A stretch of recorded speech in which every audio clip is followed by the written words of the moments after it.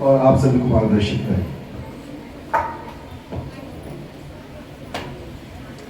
बोलिए भारत माता की, भारत माता की।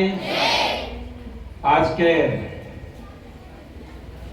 उदिता पत्रिका का नाम बहुत अच्छा रखा सर। उदिता, नया सवेरा, नई उम्मीदें, ऊपर उठना, आगे बढ़ना। निश्चित रूप से उदय का प्रतीक है उदिता।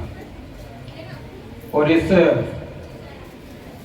पत्रिका के विमोचन के अवसर पर मंच पर विराजित सभी अतिथि गणों को प्रणाम करता हूं।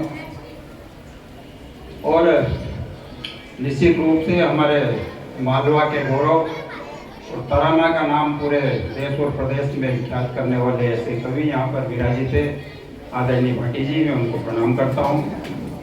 और हमारे पुरातात्विक नगर कायथा की गलियों में खेले पले बड़े और उसको सुगंधित करने वाला परमार परिवार, शिक्षा के महत्व को समझने वाला परिवार, और उसमें पल पहुँच कर बड़े हुए आदरणीय विक्रम विवेक जी, मैं आपको भी प्रणाम करता हूँ। और निश्चित रूप से मैं तो ये कहूँगा कि जितनी बेटियाँ यहाँ पर बैठी हुई हैं, तो आप आगे जाकर कौन सा मार्ग चुनेंगे, कौन सी आप प्रगति की आपकी राह होगा, वो तो होगा ही सही। लेकिन मैं एक बात अवश्य कहूँगा कि आपके मन में आज से 10, 20, 30 साल बाद भी आपको जिस बात का गर्व होगा, वो गर्व ये होगा कि आप अशोक जी गहलोत जैसे प्राचार्य के संरक्षण में आप में आते हैं। क्योंकि सर के शिक्षा के प्रति महत्व क्या होता है, ये मैंने सर के व्यवहार में, आदरणीय कड़ोदिया साहब जनपद अध्यक्ष थे, उनके साथ जब हम बैठते थे और सर वहाँ पर आते थे, तो मैंने बहुत करीब से सर को देखा है, मैं हमेशा कहता हूँ। खैर, निश्चित रूप से आज का अवसर है पत्रिका के इस विमोचन का। और पत्रिका में जो बेटियों के लिए क्या बात हो सकती है, वो इस पत्रिका में बखूबी होगी सही, लेकिन मैंने केवल 2 पन्ने यहाँ पर पढ़ते थे और मुझे एक बात बेटी के द्वारा ही लिखी हुई बात थी, मुझे बहुत अच्छा लगा। ये 58 पेज पर बिटिया फरहानाज खान, जिन्होंने बेटियों का देश में क्या योगदान है, विज्ञान में उनका क्या योगदान है, उन सबके नाम भी दिए और उन्होंने क्या काम किया वो सारा बताया भी है। और मुझे खुशी की बात है, मैं जब याद कर रहा था कल्पना चावला जी को, तो वो नाम भी इसमें है।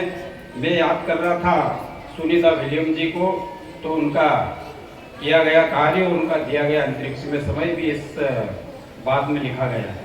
निश्चित रूप से ये हम सबके लिए गौरव की बात है बेटियों, क्योंकि हम सब ग्रामीण परिवेश के लोग हैं। और ग्रामीण परिवेश के लोग जब होते हैं, तो माता पिता किस स्थितियों में, किस दुर्लभ परिस्थितियों में आपको यहाँ पर भेजते हैं, वो माता पिता ही जान सकते हैं। दूसरा,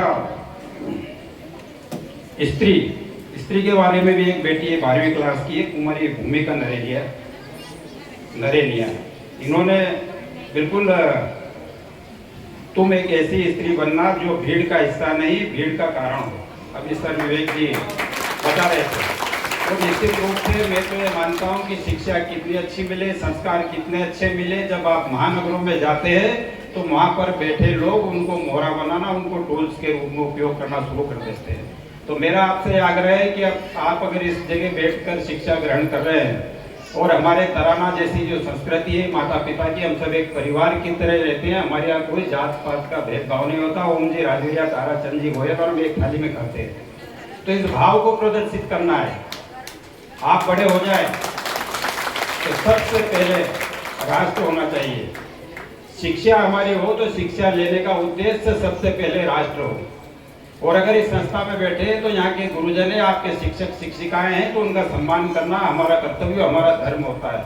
देश में प्रदेश में जो हमारे जनप्रतिनिधि हैं, तो उनका भी हमको सम्मान रखना, ये ख्याल रखना हम सबके दायित्व में होना चाहिए। निश्चित रूप से आदरणीय दिग्विजय सिंह जी बैठे हैं, जिस स्कूल में बच्चों को निकालने के लिए सिफारिश लगती थी कि यार हमें नहीं पढ़ाना, उसको बाहर करवा दो, और शिक्षक घर जाते थे कि यार हमारे यहाँ बच्चे कम हो जाएंगे, उस स्कूल को ऐसा बना देना कि वहाँ पर मेरे जैसे लोगों की तो सिफारिश चलती नहीं है। मैं तो बोलता हूँ तो नहीं सब एडमिशन नहीं होगा। तो ये हम सबके लिए गर्व की बात है।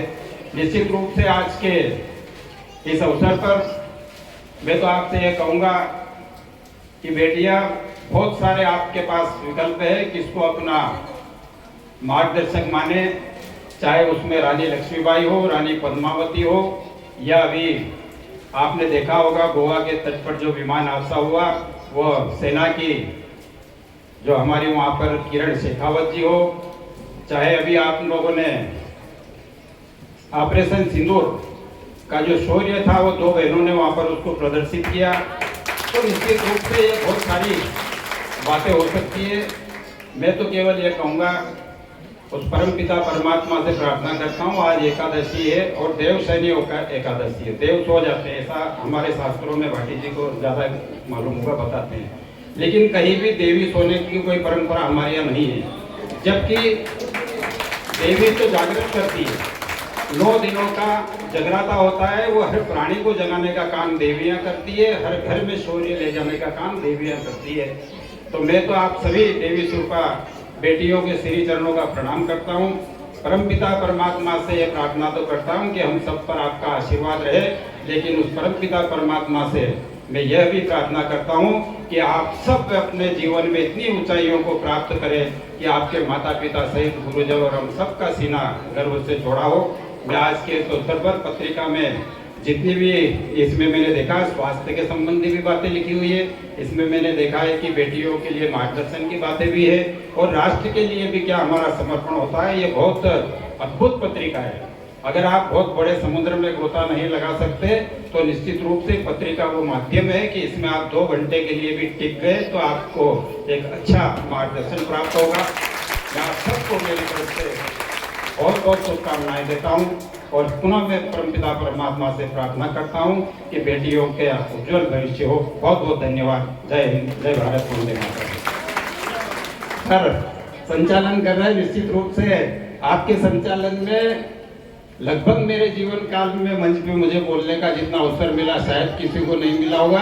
और पूरे उज्जैन जिले में भाटी जी आप अन्यथा मत लेना, लेकिन जितने मंचों का संचालन अगर सर ने किया है तो निश्चित रूप से देवड़ा जी हमारे गौरव है। आप सबका बहुत बहुत धन्यवाद।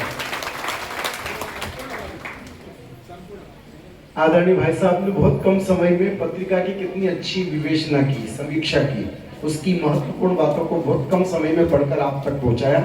एक बार आदरणीय सुधा सिंह जी सिसोदिया साहब के लिए जोरदार तालियां। और अब हमारे बीच में अतिथि के रूप में जो उपस्थित है